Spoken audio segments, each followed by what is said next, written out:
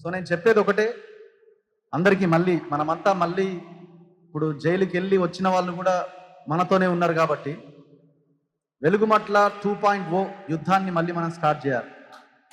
So అది ఇప్పుడు మన ముందున్న తక్షణ కర్తవ్యం. సో ఇప్పుడు ఇవాళ సోమాజిగూడ ప్రెస్ క్లబ్లో ఈ సమావేశం పెట్టినాం. ముగ్గురి మంత్రులకు మనం ఈ వేదిక నుంచి చెప్తున్నాం, ముఖ్యమంత్రితో సహా రేవంత్ రెడ్డికి, పొంగులేటి శ్రీనివాసరెడ్డికి, తుమ్మల నాగేశ్వరరావుకు, భట్టి విక్రమార్కకి. ఇవాళ ఇక్కడ జరుగుతుంది సభ, రేపు ఖమ్మంలో జరుగుతుంది. ఏదో ఒక రోజు ప్లాన్ చేయండి గ్రామీణ పేదల సంఘం తరఫున. సో ఎక్కడ పెట్టాలి అన్నది ఖచ్చితంగా ఖమ్మంలో బాధితులందరితో మనం ఒక సమావేశాన్ని ఏర్పాటు చేయాల్సిన అవసరం ఉంది. సో ఎట్టి పరిస్థితుల్లో మనం వెనకడుగు వేయాల్సిన అవసరం లేదు. ఇప్పుడు జైలుకి వెళ్ళొచ్చిన వాళ్ళని ఇంతకుముందే మన అమాలి శ్రీనివాస్ గారితో ఒక చిన్న ఇంటర్వ్యూ చేసిన, మాట్లాడడానికి ఇబ్బంది పడుతున్నాడు. ఎందుకంటే మీడియాతో మాట్లాడినందుకు నన్ను తీసుకుపోయి 100 రోజులు జైల్లో పెట్టారు. నా కొడుకు చదువు మానేసి 100 రోజులు నా కుటుంబాన్ని పోషించడానికి డ్రైవింగ్ పని చేస్తూ నా కుటుంబాన్ని సాధిండు. నేను ఒక్క రూపాయి తీసుకోలేదు, నా మీద 2 లక్షల డబ్బులు తీసుకున్నారని ఆరోపణ నెట్టేసిర్రు. 20 లక్షల ఇల్లు కోల్పోయినా అని తను ఏడుస్తున్నాడు. నాకు ఆర్థికంగా ఏమైనా సహాయం చేసే ప్రయత్నం ఎవరైనా చేస్తారా అని అడుగుతున్నాడు. ఎంత దారుణం ఇది! నేనేం అడుగుతున్నా అంటే, ఇప్పుడు జైల్లో ఉండాల్సిన ఎవడు? 170 చట్టాన్ని ఉల్లంఘించి ఒక మంత్రి, బాధ్యతాయుతమైన పదవిలో ఉన్న ఒక మంత్రి తుమ్మల నాగేశ్వరరావు 30 ఎకరాల భూమిని, గిరిజనులకు చెందాల్సిన భూమి, నువ్వు ఎట్లా గిరిజనేతరుడు ఎట్లా నీ ఖాతాలో ఉన్నది? ఇంతవరకు నీకు ఆన్సర్ లేదు. నీ దగ్గర ఆన్సర్ చెప్పకపోగా తుమ్మల నాగేశ్వరరావు కొడుకు నీతో మాట్లాడతారట, ఒక్కసారి సమయం ఇస్తావా అని నాకు చాలా మందితో ఫోన్ చేయించారు. వాడితో నేను మాట్లాడేది ఏంది? దొంగ కదా, కబ్జా కోరు కదా, కబ్జాలు చేసినోడితో నేను ఎట్లా మాట్లాడతాను? నేను అవాయిడ్ చేసిన. సో ఇప్పుడు 30 ఎకరాలకి ఆయనకి ఎంత రైతు బంధు వస్తుంది? ఇప్పుడు రేవంత్ రెడ్డికి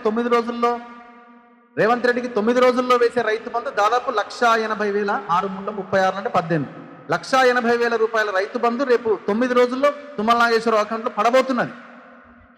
గిరిజనులకు సంబంధించిన భూమి రైతు బంధు, రైతు భరోసా ఆయన అకౌంట్లో పడబోతున్నది.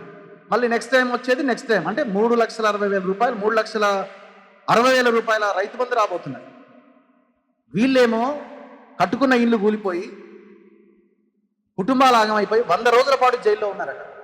అసలు వీళ్ళు ఏమన్నా రేపులు చేసిర్రా, లేకపోతే ఎవరన్నా మర్డర్ చేసిర్రా, లేదంటే రేవంత్ రెడ్డి కుటుంబం లెక్కనో, కేసీఆర్ కుటుంబం లెక్కనో వేల లక్షల ఎకరాలు ఏమన్నా వెనకేసుకున్నారా? వీళ్ళు అక్కడున్న ప్రజల తరపున కొట్లాడిర్రు, వాళ్ళు కూడా బాధితులే. అందరూ అసలు ఎక్కడైనా ఉందా అండి? మర్డర్ చేసినోడు కూడా 90 రోజుల్లో బయటకు వస్తున్న సందర్భం ఉంది కదా. ఏ పాపం చేయనోడు 100 రోజులు ఎట్లా జైల్లో ఉంటాడు? అసలు ఈ దేశంలో న్యాయము, చట్టం అనేది ఏమన్నా ఉందా? అసలు రాజ్యాంగం అమల్లో ఉన్నదా? మరి ఇంత జరుగుతుంటే అపోజిషన్ పార్టీలు వీళ్ళ పక్షాన్ని ఎందుకు అండగా నిలబడలే? అంటే మీరు ఆ రోజున గొడవ 5-10 రోజులు జరిగేటప్పుడు దాన్ని రాజకీయంగా వాడుకోవడానికి వచ్చింది తప్ప, మరి తర్వాత ఈ కార్యక్రమం ఫాలోఅప్ ఎవరు చేయాలా?